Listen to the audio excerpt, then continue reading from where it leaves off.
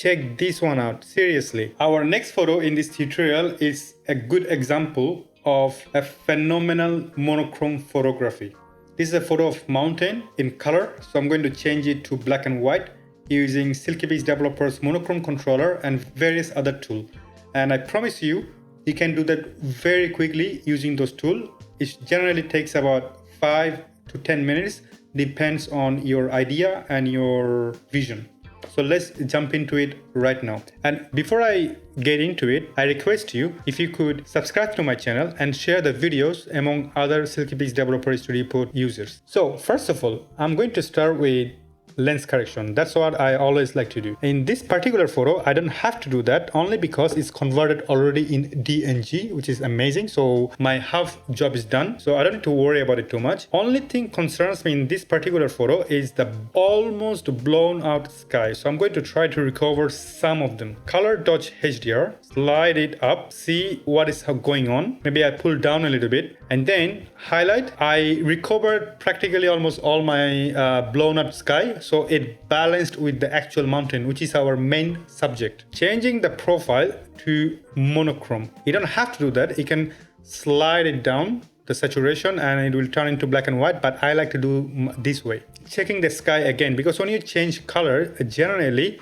your exposure change quite a bit. So in this case, what I like to do, I'm gonna go to my partial color controller, use the circular, put it on, see, and then adjust it, because I'm sure that this thing gonna come back to me, and I like to control that in advance. So just a notch. So that should be fine. So far we have a base. We're going to make the mountain standing out. So in order to do that, first of all, add some gamma like that. The mountain, it's well exposed officially, which is good. However, we're gonna work on the sky now. So they have a nice, beautiful contrast. So I'm going to go to Fine Color Controller, select the blue, change the lightness, see where is working. I'm going to do the same thing with the aqua blue and reduce the lightness, and then I'm going to find out where my mountain is. So yeah, I'm going crazy here with the sky, but that's my objective. My objective is to make the sky darker so that the mountain stands out, so you have a nice and beautiful contrast between them. So that's done.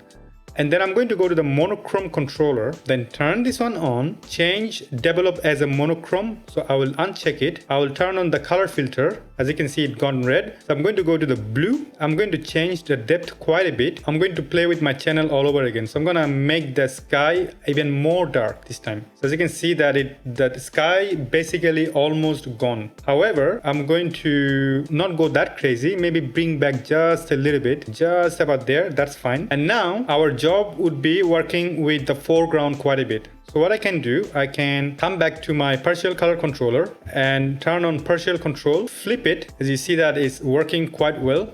And I'm going to pull it down quite a bit and then try to make it nice and long. So this part is like, you have to play a little bit back and forth and then come back a little bit back and forth until you get to the right point.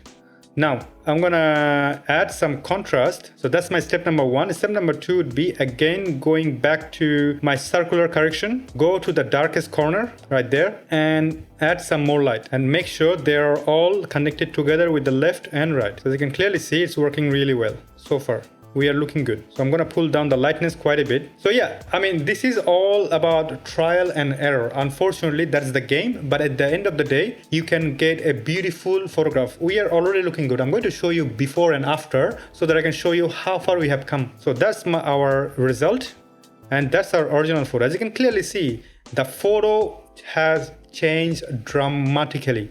What I'm going to do here, I'm going to crop a little bit to make like a 16:9 ratio. So custom, pull it down just a little bit and then close it. So that's already our first step. Step number two would be adding a little bit of clarity, not too much. You don't go crazy with the clarity. That's totally fine. And then I'm going to turn on my sharpness, all the sharpness available in Silkypix. So demosaic, I'm going to add 80. That's recommended by Silkypix Developer Studio Pro.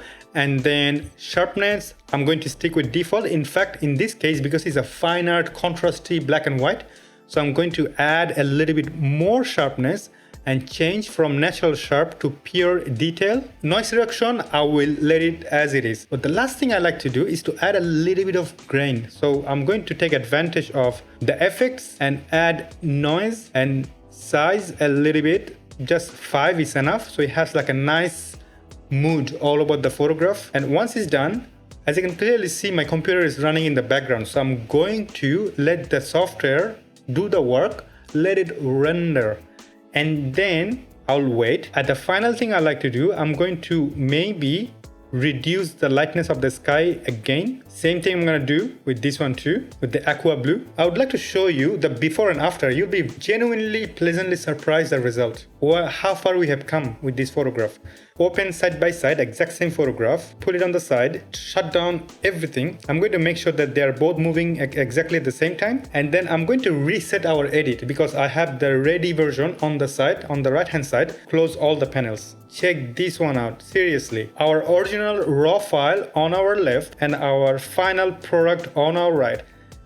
How beautiful the photograph have become. This is amazing. I am genuinely proud of it. I'm genuinely happy about it. And I'm going to zoom in just a little bit for you to see. There you go. So look at the sharpness and detail. It have changed phenomenally. Not only we brought back a lot of detail, but we also created a nice and beautiful art. So I'm going to get back, zoom back in. So while we are in this subject, only thing right now I can request that please like, subscribe, and especially share. And I highly recommend you to practice. I can make a lot of tutorials, as many as you want, honestly, but it's up to you. Depends on how much you are dedicated and how much you practice. Without practice, not even a chef, a cook, or a photographer can improve and be better than before. So I wish you all the best. Keep practicing, and I see you next time. Bye bye.